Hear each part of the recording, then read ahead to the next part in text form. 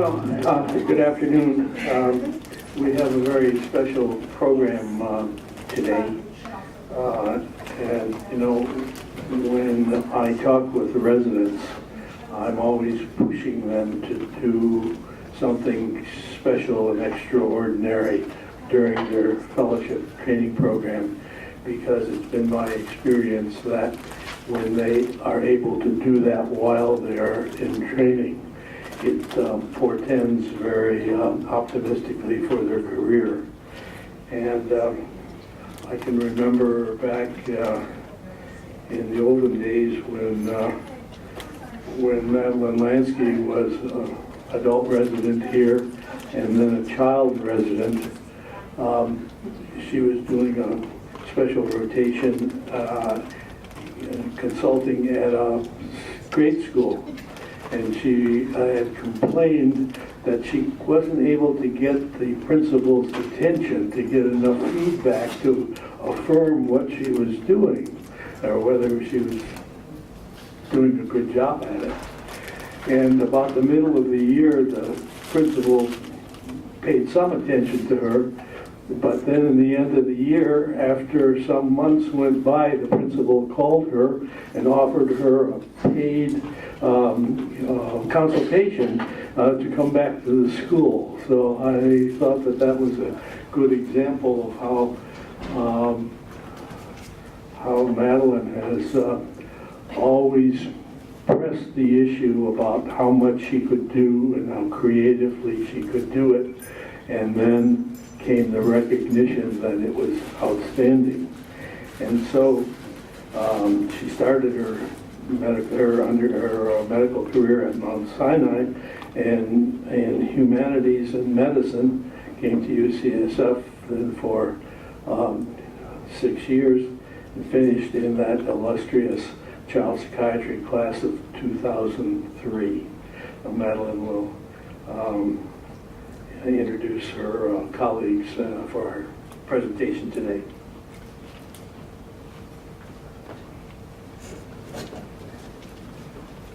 Hi everyone, I'm so happy to see you all. I'm Madeline. Thank you so much for the kind words. Who knew? So I'm joined today by my colleagues Cheryl Baggeroer and Melissa Vallas, and I thought it would be really fun to kind of show through even the presentation what it's like to work collaboratively on creating this kind of whole new entity that we're doing. We're going to be presenting a series of slides, so it's going to go Dr. Vallas and then Dr. Baggeroer. I'm trying to get up everybody's bios. I didn't know that I was presenting them, but Cheryl Baggeroer went to Emory University for medical school and did her residency at University of Washington, which has a very special focus on the kind of work that we're going to be discussing today, and which she is, I think, really emerging as a national leader in. And Dr. Vallas, we weren't able to woo her to UCSF Medical Center for residency. We remembered when we met that I had actually been her resident interviewer, so fail. She went to Stanford, and I'm still a little upset about it. But and she went to medical school. I can't pull up your text. Oh, sorry. Meharry Medical College in Tennessee. So why don't we get going, because we actually realized we have a lot of slides to get through. And I'm going to actually take us through, what do I press to advance? It's the arrow. There's lots of arrows here. Oh, here. Let me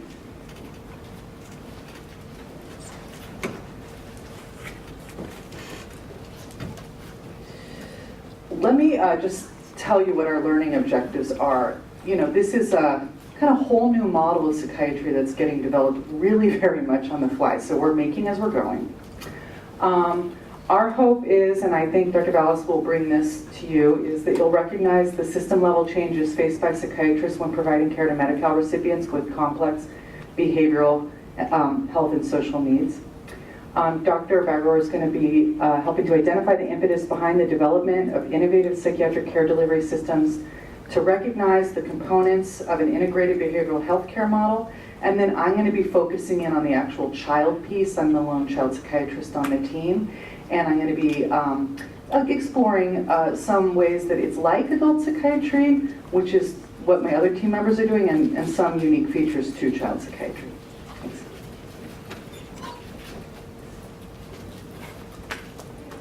All right. So hello, everyone. Patrons. So, you know, I think it was really hilarious when Madeline and I realized that we had actually met each other before, and it wasn't a fail, Madeline. All things come back around. Now you're finally at UCSF. We're here together. Yeah, here I am. So really, I wanted to just start with giving a bird's eye view of what it means and what are the challenges that we face when we talk about providing mental health care services in the Medi-Cal population. And starting really basic with just to talk about what is Medi-Cal and how county mental health services sort of falls into that. And so Medi-Cal is California's Medicaid insurance plan that is federally and state funded. And we provide services, and Medi-Cal provides services to patients who, and families or individuals who are low income and also meet other sort of specialty criteria. And the county specialty mental health care services fall under the county mental health plan. And we are responsible for providing Medi-Cal, specialty mental health services to Medi-Cal beneficiaries, both children and adults, based on the medical necessity criteria. In Alameda County, in looking at fiscal year 2016 and 2017, you can see that we provided services to over 14,000 children and youth and young adults, with the majority of those ranging between the age of 9 and 15 and a fair number of transitional age youth as well. When you look at the ethnicity of the youth that we're serving, and again, this is within our specialty mental health care services, you can see that the vast majority are either Black or Latino. And what are the key challenges that we face? So one is this understanding of what is medical necessity. And so because of the way that the language is written, there is a vast amount of sort of ambiguity and, for lack of a better term, and substantial room for like interpretation. And so because of that, we see a sort of that various counties may have different qualifications and sort of what meets specialty criteria. And then when we look at transitioning between different groups. So when you look at the Specialty Mental Health Network, which is comprised of the county-directed services and those of our contracted agencies, and then when you look at and those are services that are provided for the moderate to severe. And then you look at the services that are provided to the mild to moderate, which are primarily focused on those federally qualified healthcare centers and our private providers who may take insurance. So the issue is that individuals cross between these lines, but the networks don't overlap much.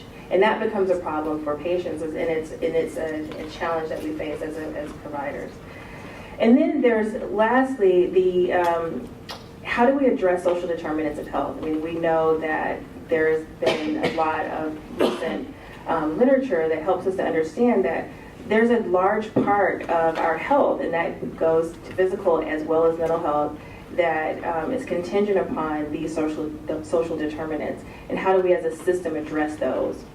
And that brings me to the work that I'm doing with our Care Connect.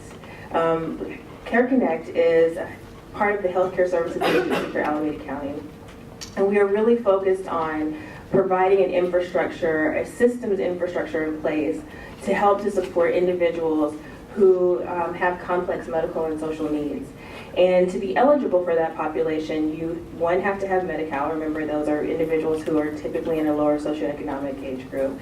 You have to have been homeless. You either are currently homeless or you've been homeless in the last 2 years, or you're case managed, signifying that you have some significant behavioral health need, and or you're a high utilizer of multiple systems.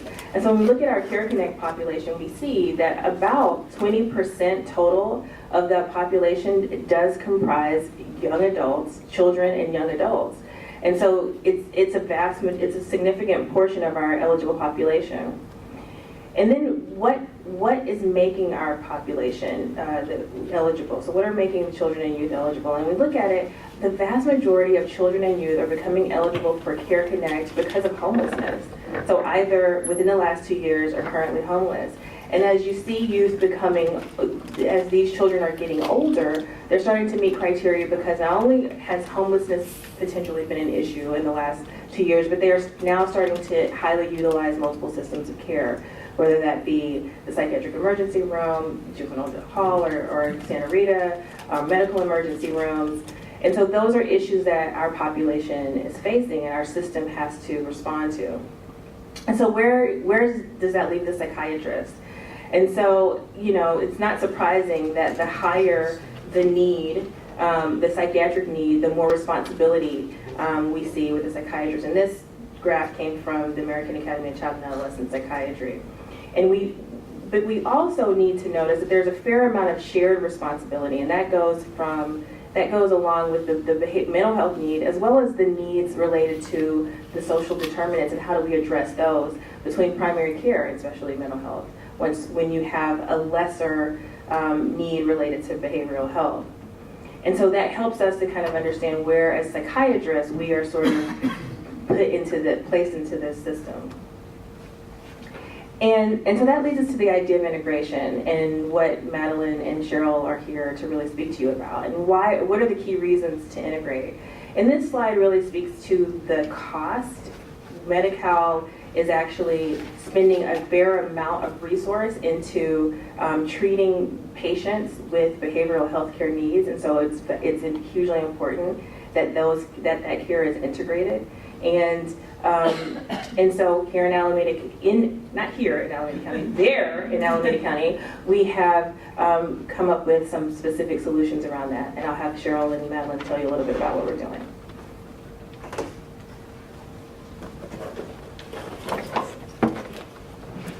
Hello, everybody. So Melissa kind of talked about the bigger picture of Alameda County and specifically focused on child. I'm going to bring it back to a smaller subset of the adult population, but I do want to make the point that what Melissa's doing is sort of our program fits under what she's doing in terms of an innovative care model. So what are the factors that are driving these innovative psychiatric care models? There's 4 big components. One is the fragmented care system, which is what Melissa addressed, which frustrates patients and providers. So patients aren't getting the care that they need, they realize that, and providers realize that. It's a very frustrating system to work in. We see people fall through the gaps in a very public way all the time, which is, I think, scary for us as providers to think, like, why weren't they talking about the person that just went and shot people? So we see it in a very real way. The other piece is the shortage of adult psychiatrists. There's obviously a much bigger need with child psychiatrists. I talked to 2 healthcare delivery system startups recently, and they were addressing the first piece of this, which was, how do we get people talking to each other better? And they both ended up with the problem that their delivery systems run out of psychiatrists. So they have to figure out other ways to leverage the psychiatrist. So more than half of the US counties in the country do not have a practicing psychiatrist. There's just a couple quick studies that I think really illustrate the point. In Washington, where they've done a lot of research on this type of work, if you assume 5% of the population needs a mental health service, it comes down to 6 minutes per week for somebody in Seattle in terms of psychiatric care, and 1 minute per week for those rural and underserved areas outside of the city. And some people will say, well, if you have the money or the insurance, you can get access. And so another study that looked at popular urban settings where there's lots of psychiatrists in Boston, New York, LA, places where you think like, oh, you should be able to get a psychiatrist. Still, only 26% of patients were able to get to a psychiatrist, regardless of what kind of payment system they had, cash or insurance. And the differences were there were differences slightly between the different locations, but not between the different payment types. The third topic is, our third piece is identifying, and Melissa mentioned this, that psychiatric symptom presentation is often not in a psychiatric clinic or an ER or a psychiatric ER. 20 to 30% of patients in primary care presenting with a psychiatric issue, and only 1 in 10 people who have a diagnosed mental health disorder actually see a psychiatrist. So that means 90% of people with the disorder are not getting to us. And then also stigma and logistics, limiting access for patients to get to a psychiatrist, even if there is one. So we see this all the time in a primary care setting, is that we want a patient to go see a psychiatrist. They don't want their family to know. They can't get there because the bus doesn't go there. They don't like the neighborhood that it's in. And so they won't go even if we do have one available. So that brings up looking at different integrated behavioral care models. So integrated behavioral health, so I realized when I was looking at these slides before I started that there's a big typo in the first one. So integrated behavioral health is the care that results from a practice team of behavioral health clinicians and primary care providers. So pretend that's there, because that leaves off a big piece of the integration part of it. Working with patients and families using a systematic and cost-effective approach to provide patient-centered care for a defined population. So that doesn't just mean having a psychiatrist in your clinic. Like, that's not integrated care. It's only integrated care if you have systems in place that are bringing the psychiatrist into interactions with the primary care providers or the behavioral health clinicians that are there. So one of the models, so you hear these terms all the time, and I'm getting increasingly frustrated at the way people throw a collaborative care, because there is a model that is called the collaborative care model. That is not the same thing as collaboration. We can all collaborate, that's a wonderful thing, but if you are going to say you're doing the collaborative care model, you have to be actually meeting the tenets of the model. And the collaborative care model, which came out of the work of the University of Washington, which is where Madeline said that I have trained, it was developed there. And they did research on it for years, and then they actually were able to have enough evidence that it was successful, develop some funding models behind it, and it's sort of taken off. So it used to be called the AIMS model, and then actually now that it has billing codes associated with, it's actually called the collaborative care model. So you often see it abbreviated as CC(OM). So that is considered the gold standard in integrated behavioral health models. And the model actually goes both ways. I'm talking about it in the primary care setting, but you actually see it in the reverse of patients that are being seen in a psychiatric setting and integrating a primary care provider into the psychiatric clinic, an outpatient clinic. So the big difference that you're going to see with how this model works is, look where the psychiatrist is. They're like off on the side. We are not steering the ship on this model. We are totally the backseat drivers, and you have to be comfortable with that. You are not seeing the patients all the time. Our patients are the providers. They are the behavioral health providers and the primary care providers. And so it's a different way of practicing. I happen to love it. I think Madeline really enjoys it, but it is a different way of practicing. I've had psychiatrists say, well, what about the therapeutic alliance? It doesn't exist in the same way, because I'm not seeing the patients, but you're trying to develop a therapeutic alliance for the patient with the team. So that, which actually in safety net settings is really important, because the team changes so much that if your therapeutic alliance is with just the psychiatrist or just the therapist, and the therapist leaves because the therapists leave every year, it seems like, in the different clinics where we are, then they've lost their connection to the clinic, which is their main source of support and care. So this way there's an attachment more to the group of people that are taking care of them, and the knowledge that a lot of people are working on their case. So the consulting psychiatrist interacts directly with the behavioral health clinicians. So they're typically therapists. They have a role that's called a care manager that sort of does the data management of who the patients are that you're consulting on. But they are sort of the linchpin of it, the behavioral health provider. They identify, however the patient population is getting identified in the clinic, whether it's through a PHQ-9 screening or a GAD-7 screening or trauma screening. The behavioral health providers are the sort of first, are the holding person for that caseload of patients. And then the psychiatrist is reviewing those cases with the behavioral health provider and identifying patients that need attention from a psychiatrist. So there's lots of things that the PCPs really actually don't need our help with. The more seasoned primary care providers, they know how to prescribe Zoloft. They know how to increase the dose. A lot of them don't. A lot of the new providers, particularly in settings, they're coming right out of training. They've had very, very little training on how to use an SSRI. I cannot tell you the number of times a nurse practitioner or PA who get less training than the MDs has sort of like taken me aside and said, I've never prescribed an SSRI, what do I do? And they're like, it's like this confession, but I mean, that's so scary for them to even ask about depression if they have no idea what to do when somebody says yes. So, which patients need our attention? And then we interact indirectly with the primary care provider or directly, which is why that's a dotted arrow. So sometimes it's going indirectly, like through the chart of saying, hey, I consulted on this patient with the patient's therapist, and I can see that you haven't increased the Zoloft in the last month, and they've been at 25 for 2 months, and we really need to get it up to a therapeutic dose to see if it's going to be effective. They don't feel like it's working, and I'm afraid they're going to stop it if they don't start to see some improvement. Or it may be actually finding the primary care provider and saying, hey, let me talk to you about the Depakote that this patient's taking, that there's a 25-year-old female and she's not on birth control. Like, we need to have a sort of serious conversation about why this needs to be addressed, like today. So different ways that we end up interacting with the PCPs, also based on how much the PCPs sort of need us, like that training differential.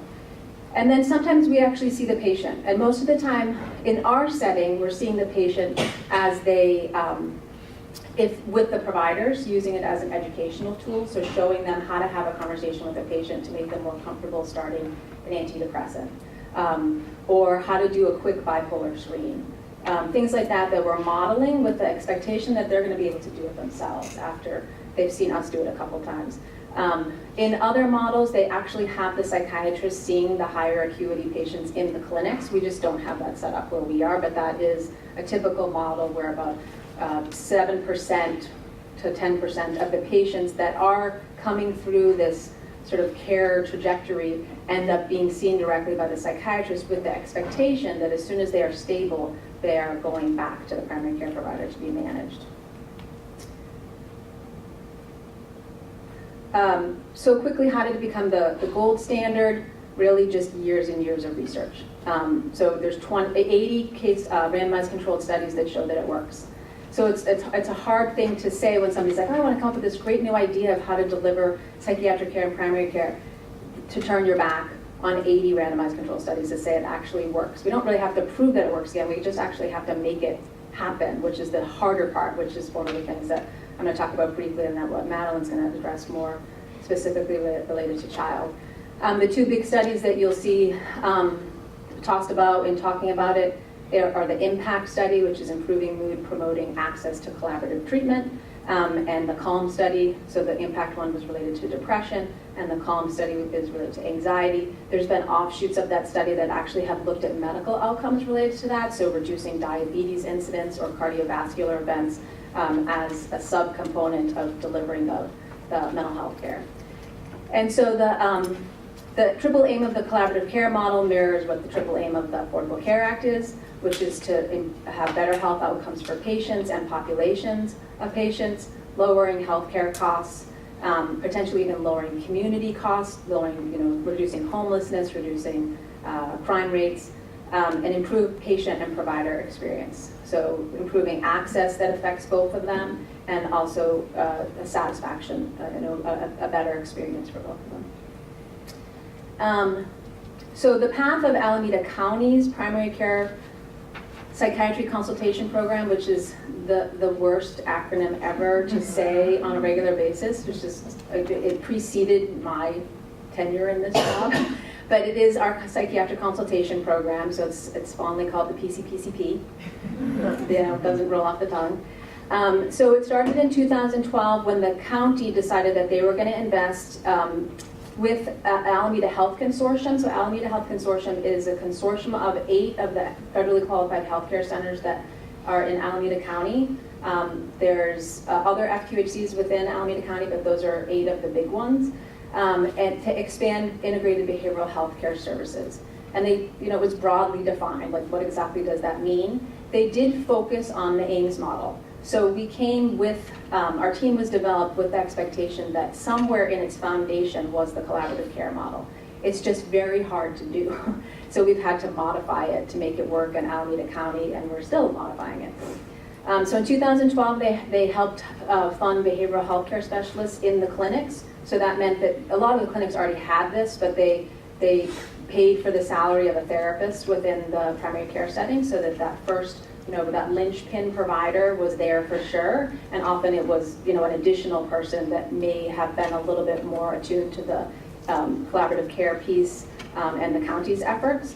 And then in 2014, our team formed. So that was the first time we actually had an official team. There was 4 of us.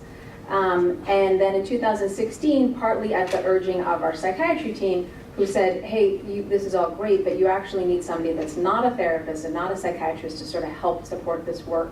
And they funded providers called a collaborative care coordinator, a care coordinator that helps with referring patients out, making sure patients are getting scheduled in the right way, helping follow up, potentially calling patients if they haven't been in for a while, making sure that they've gotten their meds, all of that sort of non-direct patient services care that's happening all the time. That's hard for a clinician that's a straight clinician to do that work in addition to their clinical work. So currently there's 8 psychiatrists on our team. We have, most of them are adults, so Madeline is our star child psychiatrist. So we have to work very hard to not have her overwhelmed with sort of like Pandora's box when she got on the team. Every single clinic we have, we're like, wait, you have a child psychiatrist? I heard you have a child psychiatrist. I heard there's a child psychiatrist on the team. Just so excited at the idea that there would be a child psychiatrist in the county that's doing this kind of work. And we provide consultation at least one site of the 8 FQHCs. And I say that because some of the FQHCs have 6 or 7 clinics. We're not at all 6 or 7 clinics. We may just be at one of them, but we do provide services. So the population of the Alameda Health Consortium clinics is 250,000 patients that they serve. So technically that is our sort of broader patient population that we're serving. Probably lesser numbers because some of them are in other counties, but that is in the ballpark. So we also provide consultation at the SUD clinic. So we have an addiction psychiatrist on our team as well, who doesn't do exactly what we're doing in the primary care clinics, but helps support that work because they're often going in between the primary care settings. And it's also really helpful to have an addiction psychiatrist on our team that's helping us develop expertise individually on topics like naltrexone, which is getting prescribed in primary care settings, who's a good Suboxone candidate, how do we help patients get off of benzos so that they're more likely to get Suboxone from their primary care providers. The substance use is just an enormously overwhelming topic for primary care providers, and so how can we help them without necessarily being an addiction psychiatrist? So I think we've all learned and grown a lot from working with our addiction psychiatrists. And then we also have a psychiatrist that works specifically in HIV site. So the goals of our team are to develop a hybrid consultation model. So we've recognized that this collaborative care model doesn't work in Alameda County for many, many factors that I could do an entire grand rounds talk on. But it has to incorporate some of what that model represents because it's successful with the realities of what's happening in Alameda County. We're also working on developing a website that actually helps centralize the information and the training that we're doing all the time. So Madeline and I do so much teaching. I mean, just nonstop. Lots of basic teaching. I mean, this is not like complex case management. It's like going back to the basics of how can I get you comfortable with using stimulants? How can I get you comfortable with just managing lithium? Not starting it, but just making sure that you're not prescribing a lead with your lithium patients, like things like that it just gets overlooked, and so we're another set of eyes that's helping support them. We go into the clinics and essentially say, how can I help you? So who doesn't like that? It's actually a great job because the providers are always appreciative of the fact that somebody's there to help them when they get stuck. So in that way, it's really rewarding. And then we're also, we have a unique place right now because our funding, so the county has decided to pay for these 8 psychiatrists. So we've been able to remove ourselves a little bit of how do we make ourselves financially sustainable in terms of a clinic hiring a psychiatrist to do this, because we're not billable in a traditional way In the FQHC settings, although Medi-Cal and Medicare have billing codes for the collaborative care model, it just, the billing for FQHCs is just so different. So we're trying to investigate means to make our program financially sustainable and looking at all sorts of creative solutions to that. And then I'm going to show a quick, do you still want to do that? I feel like we have enough time. Yeah, I think we do. Okay, so we have a quick movie that was made about us. So I just want to stop here. I'm going to skip this slide. So this is actually just sort of the nitty gritty of like the numbers of what we do on a kind of month by month basis. How many consults we do, how we actually do them.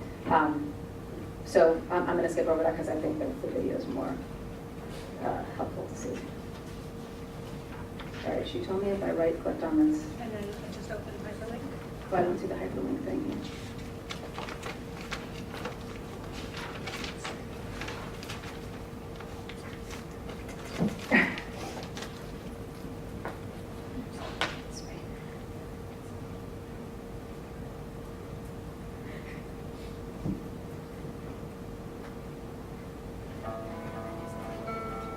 It's not coming, it's up there.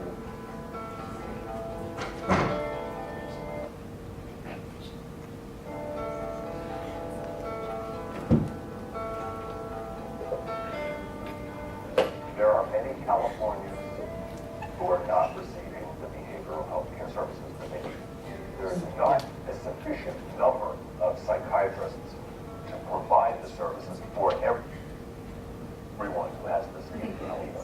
20 to 30% of my patients in my clinic have psychiatric problems. One of them are undiagnosed, and that is very challenging for me because I cannot fix patients' diabetes, COPD, or cardiovascular problems without fixing their mental health problems.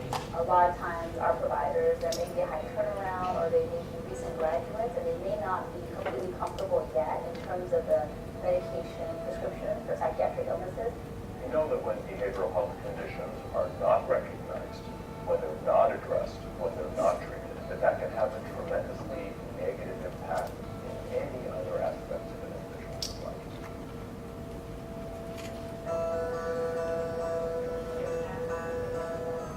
We thought that we could expand our reach by investing in the hiring of a team of psychiatrists that could enhance the capacity of our primary care partners to provide psychiatric care to those with milder or moderate conditions. This job is all about teamwork, and it's divided into two types of teams. One are the teams that we see on a weekly basis, the primary care providers, the behavioral health providers, and then the other team is the PCPCP team. PCPCP, the Primary Care Psychiatry Consultation Program, is a team of psychiatrists who provide consultation to primary care doctors. They're providing consultation to other behavioral health care staff. The idea of these two teams is that if I don't know the answer to a question in the clinic team setting, then I have this whole second level of a team to ask the other psychiatrists how would they handle the situation. So there's lots of layers that keep stepping up the level of expertise. I deal with sometimes very complex patients who are not improving with therapy alone. The fact that I can consult Dr. Baggeroer on complex cases, on diagnostic issues, on medication issues, side effects, has been really helpful. Having multiple people working on caring for patients is so much less taxing to an individual provider when you're on a team.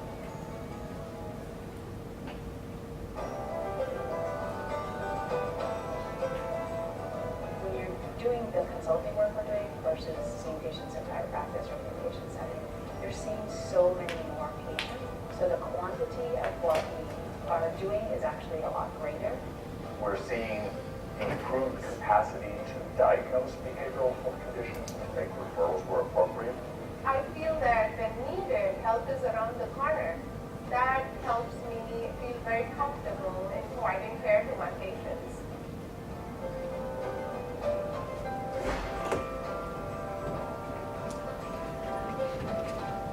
So now I'm going to turn over to Madeline, who's going to take this in another direction of how do we apply this to the child population, because everything I've told you about is adult. So. How y'all doing? Okay. I always like to say that my chins and I love that video. I just can't stop looking at them. Shiny glory. Every once in a while my LA comes shining through, like just now. So, we're all child psychiatrists, or we all love child psychiatrists, right? It's kind of different, now it's a total different game changer because a lot of psychiatric illness emerges later in childhood, in adolescence, or early adulthood. And so when you're seeing kids, you're looking at a kind of emerging phenomenon where if you go too quickly, I worry we run the risk of over-medicating huge swaths of the population. And I have a personal desire not to medicate all the mild to moderate Black and brown kids of Alameda County. Thank you. We appreciate that. That's how we bonded. But it's, I mean, when I first came on, there was, could you stop talking about all this mushy stuff and tell us what meds to start? And the answer is no. Because I really think with child, I don't know if you guys would agree with this, but there's kind of like 5 calls you get. It's like biting, I want to kill myself, failing out of school. What are the other 2? I hate you. And I mean, do you know what I mean? It's like, and that kid could literally be about to die, or that could just be, it's like a bad Tuesday. And so helping the PCPs and the behavioral health staff gauge what's mild, what's moderate, and what's severe seems really important to me. The other day I said to Cheryl, I think it's like a box of Lucky Charms, and I think we're figuring out what the oat pieces are and what the marshmallow pieces are, but you didn't like that. But so, the moderate to severe kids are going to go towards Melissa Vallas into the level 1, level 2. And I'm going to be in there helping the pediatricians and nurse practitioners figure out what to do with the mild to moderate cases. Who are their patients? And that's very disorienting and scary for them. I think there's a lot of feelings in that population about why we don't have a more expansive safety net for these kids, and a feeling of disorientation about why this has been handed to them. And I think when you do child psychiatry, you become a specialist at saying no. For all the trainees, guess what? That's one of your specialties. Because there's no way you could ever say yes to all the need out there. And I found that being a little later in my career, just a little though, just to be clear, I am able to set a fair, there's a constant kind of begging if I would sort of take a panel of patients and start treating them. And it's hard to kind of give them the tough update that no, these are your patients, and I'm going to help you. We're going to figure out together that, I think, because I actually teach med students here, they barely get any psychiatry training, any mental health training, and it's actually so expansive what you need to know. One of the things we didn't mention is I'm also an advanced candidate in psychoanalysis at the San Francisco Center for Psychoanalysis, which I've been doing for well over a decade. This is endless material to learn. And so trying to sift and sort what the most clearest moment of this child's life that you can figure out to at least make a safe action plan as you're figuring out if this is an oat piece of Lucky Charms or a marshmallow piece of Lucky Charm. Do you get this metaphor? You look at Florida and you realize that was a marshmallow. And I never want to be the one to, I have a reach over 18,000 kids just between 2 FQHCs. They don't all come to the PCPs, but they could. And so we're constantly trying to figure out, how severe something is with very little information. So a lot of times these are first-time complaints. There's a lot of uncertainty. There's a lot of prodromes. There's a lot of early psychosis. There's a lot of auditory hallucinations. But only 42% of those are going to be schizophreniform, and we won't know for 6 to 10 years if that's the case. Lots of trauma that could look like anything. It's sort of like the TB of these clinics. And as Cheryl said, a lot of these guys had 4 to 8 weeks of mental health training for their whole medical and residency experience. So a lot of this is for the very first time, and it's very, very scary. And there's also a lot of personality disorders in the clinic that can be very overwhelming for them. So I'm sort of trying to think about how to approach this with building out an identity in the PCPs that I'm calling PCP plus. There's a lot of P's in this, because I'm PCP team, pediatric. Yeah, okay. But I'm sort of trying to think, how can we embolden or empower these PCPs to feel proud that they're the kind of PCPs who can feel confident doing mild to moderate behavioral health care, which is, in my mind, not just the medications, but also how you think about a patient very deeply. And in this case, how do you think about a patient very deeply in 15 minutes? So we're getting it done in record time. I found that one thing I learned training here was, am I the only one who does this SIHI-AH-VH-PIGI? Is it just me? Does anyone write? No, okay. Back in the day, that was a big line in all of our notes. Anyway, everybody's very into the PHQ-9. Everybody's very into the GAD-7. There seems to be a disconnect where we realize that 40% of bipolars are detected because people thought they were depressed, but they actually had bipolar depression. So what I'm trying to bring into the clinics I'm in is screening for mania and psychosis in addition to depression and anxiety and PTSD, so that if we are going to do medications, we're not flipping anybody up into any manias. And of course, in pediatric populations, that's really concerning because they have such a sensitivity to the SSRIs. The other thing I'm trying to teach them is to really think deeply about organic workups, and in my opinion, I think we're assuming it's a medical illness until proven otherwise. I think there's a lot of evidence in the medical literature, especially with emergency rooms, that people who come in with psychiatric complaints often have a fulminant medical process going on and get thrown into a waste bin of psychiatric patient where they're sort of never to be found again. And so I really want to destigmatize psychiatric illness for these providers and teach them how to be looking for psychiatric presentations. I actually kept my pediatric textbook from the last millennium, Oski's, and I was going through it looking at pictures of, do you guys have any pediatric textbooks with those unusual faces from genetic disorders? And I was, what? So you're a Smith gal? I'm an Oski. I actually went through to look at these little pictures with their descriptions of the accompanying set of syndromes that come with these genetic abnormalities, and there was nothing about psychiatry, nothing. And actually the correlation between the genetic disorders and psychiatric disorders and neuropsychiatric disorders is really high. And that was really humbling to realize that. And I started to look at their textbooks, just in the pediatrician's textbooks. There's never any links made between psychiatry and medical illness. So just even starting there, for me, is very important. Then I kind of jokingly call this the 5 stages of grief of the PCP, because I was meeting other people who were doing some variation of this consultation, and inevitably they would get a caseload of patients, and then the PCPs, I'm really interested in unconscious group dynamics. There'd be this thing where the PCPs would sort of eject out the psychiatrists with the unwanted patients and be like, really kind of mean to the psychiatrists. And so they would lose their psychiatrists after about 18 months. And I think I'm the 3rd child psychiatrist on this team, and we have this kind of implicit goal, I think, of trying to not have me run away screaming. And so one of Cheryl's goals. She wakes up every morning and says, how do I keep Madeline from running away screaming? And one of the ways, one of the things that could make me run away screaming is to feel like I can't save all the children.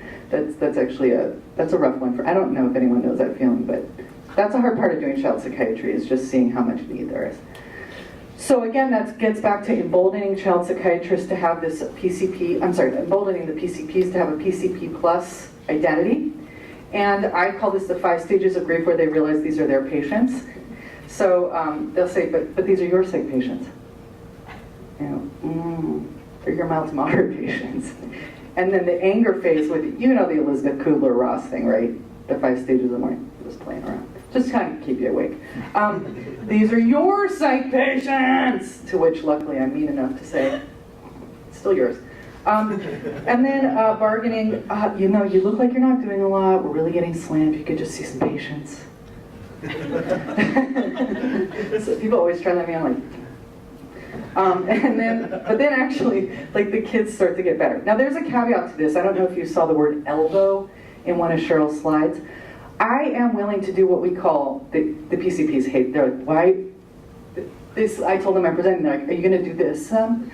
These are elbow to elbow. These are elbow to elbow consultations. So I will go in with the pediatricians and see patients. They're making fun of me. They don't like their 5 stages of mourning. So, but so I actually will follow patients with the PCPs, but they can't leave me with the patient alone, and they've sort of learned this.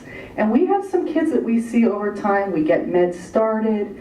We do kind of quick interventions to see. I do a lot of kind of de-escalating really upset people to see if a little dose of you will do a difference, or if, I think that's a kind of good way to sort out mild to moderate versus severe. So they're kind of learning how to do that, screening suicidality, talking about auditory hallucinations. There's a lot of really aggressive, volatile kids that they're wondering if they're bipolar. A fair number of autistic kids with neuroatypical parents that we're trying to figure out, how to get them both situated. So they take, I think it's a little different from the adult set. I do 1 to 3 elbow visits a week at La Clinica, not at Tiburcio as much. There's a real show problem with the families. They have a lot of trouble coming in. That's been a very rewarding part of the work, and a lot of the kids have gotten a lot better from these moments, and I think that that's, in my mind, creating a kind of containing atmosphere for the PCPs to make the shift from being someone who doesn't know how to do this to someone who does, and also helping them to know when the case is too much for them and they really need to get the child into level 1 or level 2 care. I think it's also supporting them in setting limits, because as soon as somebody finds out, oh, at La Clinica they can kind of handle this stuff, or at Tiburcio they can kind of handle this stuff, like the whole system will just start, pushing all the kids into those clinics. So for me, I'm really interested in bringing the couch to the streets. I'm very interested in psychoanalysis, but I'm also interested in seeing how much we can get that model to move around quickly with people who don't have a lot of money and who I think still really deserve to be thought about deeply. And I found that the more accurately you can create a formulation around a child and their family, I actually think you can really keep the medicating down that way. Every case is presented as, this is a boy with depression and anxiety. The adult people have this problem too. They never tell me the age.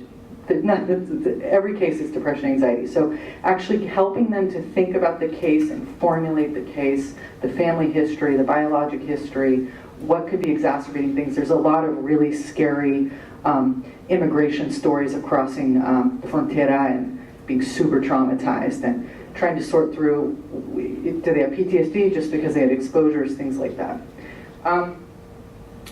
So you start with a good evaluation, and you try to really also help the PCPs. They have a lot of trouble remembering that just because the patient came in once talking about psychiatric problems, it's not like an upper respiratory infection that's going away. It's more like diabetes or lupus or something that you're going to have to monitor, or you're going to have to figure it out if it's a one-time major depressive episode that's going to resolve, or is this the beginning of a sort of, major depressive disorder that this person's going to carry into adulthood. And then I'm always thinking about this idea, I didn't say it before, but have you ever heard of this metaphor of that adults are pickles and kids are cucumbers, and you're kind of trying to keep them from brining? Did you ever get this feeling when you're an adult resident that you'll never make a pickle a cucumber again? Yeah. So the way I'm always trying to think about these kids, less about just like what med, but how are we going to keep these cucumbers fresh and from kind of hardening into these really personality disordered, entrenched, psychiatrically ill people that once someone kind of gets into that way of life, that can become, I think, very limiting in a very chronic way. So that's my personal commitment. And then always trying to go fast. And then, the PCPs used to get really irritated with how obviously loquacious I am. But now I sort of tried to, talk about it in terms of return on investment. Like, let's really formulate it well at the beginning, because it is actually going to save you time if you understand the case. We're not going to have to talk about it a lot. You're going to feel really confident, and they're going to bother you less, because I think that uncontained, upset, personality disordered people start to have to make a lot of noise in order to get their needs met. And when they feel seen and heard by the clinic, they kind of get it. So, I just wanted to tell you like little touches I had of little moments that were really interesting and went well. And I kind of have this way of referring to the kids with the PCPs to not identify their names, in part because ICE is always rating all my clinics. I'm not joking, unfortunately. ICE is really always rating the clinics where I work. And it's scary. But Pinky is a young lady who came in who was being physically assaulted at home. She lives in a 2-room house with like 10 people, and she likes to wear pink. And she was really, really upset, and she was on an antipsychotic and an antidepressant with a TSH of 0.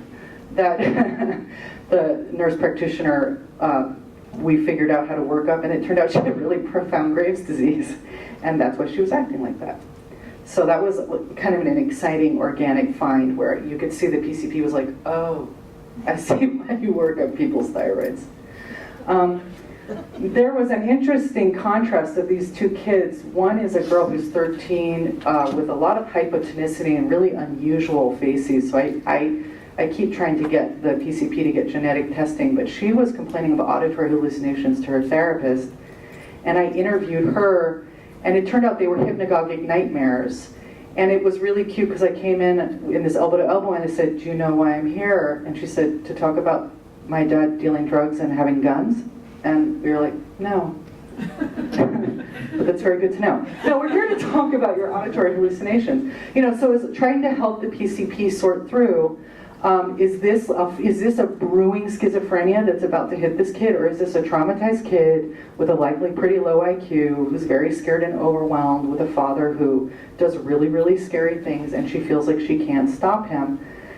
And do we need to start an antipsychotic or not? Or should we do a little bit of a low dose something that's not the same as having to go into an early psychosis clinic? And would the pediatrician allow that, or is she just too uncomfortable and needs to not do it? I would be comfortable with that. We actually met her again, and she felt so much better after this talk that she confronted her father and just felt a lot better. And then we had a talk with, do we want to get her on a long wait list for a prep program, or just wait and see how things go? And had a nice talk with the mom about how to help her manage her anxiety. Contrast that with the boy who keeps talking about speaking Egyptian. He's not Egyptian.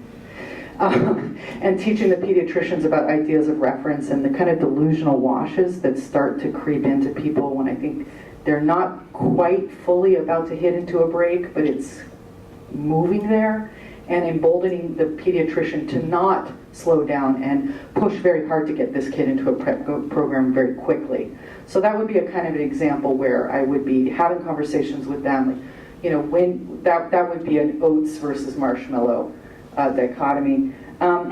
Janie is a kid who was, this was one of those things like assaulting family. You know, it's like a 6-year-old kid, and it's so cute. And she was really mad that her sister wouldn't play with her, so she was bursting in her room all the time, and the sister was like shoving her off of her.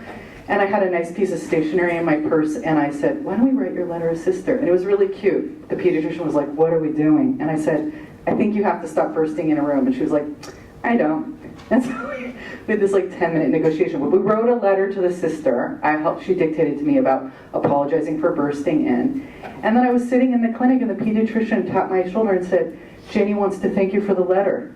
It really worked. This is like 3 months later. And so I went in a room and we did that letter was awesome celebration dance. It was really cute. She was like, she loved the heart. And then Viola is like one of the rare, straightforward major depressive episode cases that everyone thinks is like depression, anxiety. Nothing I told you was super straightforward depression, right? Except for this one young lady who had a teratoma and had lost her mom and was homeless with her grandmother and plays the viola. And that's why I call her Viola. But we started her on Prozac. She was doing a lot of marijuana, did a lot of, consultation around the marijuana, and she's just done really well. Like her grades are on track. The pediatrician feels really confident, really happy, really proud. And now they have kind of spaced out their meetings more. And this is, I just think, one of those kind of nice stories where everybody got what they needed to do and did it. So, thank you. I mean, we have really 2 whole minutes for questions or comments. So you said it was 40,000 patients or 20,000 or? I like 40,000, that makes me sound even better, but it said 18,000. Yeah. So I just, as you were speaking during this presentation, thank you for giving me a much more, shall we say, clear idea of what collaborative care is. During this lecture, I got the following email: potentially alarming trends in the scope of practice for family physicians. In this issue of the Journal of the American Board of Family Medicine, Peterson reports substantial gaps between preparation for and practice of nearly all clinical practice areas. So if you had 5 years of psychiatry and child psychiatry training, did it make a difference? And how can a family practice person do this? And to end my question, I thought a lot about telemedicine. Yeah. And everyone likes the one-liners. So my one-liner is, telemedicine is better than no medicine. Well, I mean, that's right. We've got huge populations of people getting nothing. And so what's challenging about this job is, how are we going to deliver the highest quality we can with like barely any spread? And I love having Cheryl as, you don't like when I say boss, do you? My superior. Because she's brave. And she's always figuring out how to go for it. I get a little scared that if we're not going to do it perfectly, should we do it? I think that's a little bit of a bias from the child psychiatry training I had. I think this is about like, how are we going to get a lot to a lot of people? Because to answer the thing about the telemedicine is we are looking at telemedicine in the clinics. The problem is we still run out of psychiatrists. Like there still has to be a psychiatrist at the other end of the video screen. And so we still have to scale that of like who actually gets to the telemedicine visit and trying to figure out. Why don't we how to answer deal it with and it. come up to answer Yeah, questions sorry, or that was to it. say goodbye? Oh, you want Thank you so much. to repeat it? Oh, come on. Well, thank you so much. This was really a unique and enjoyable presentation, and I will talk to you about doing something again next year. Thank you.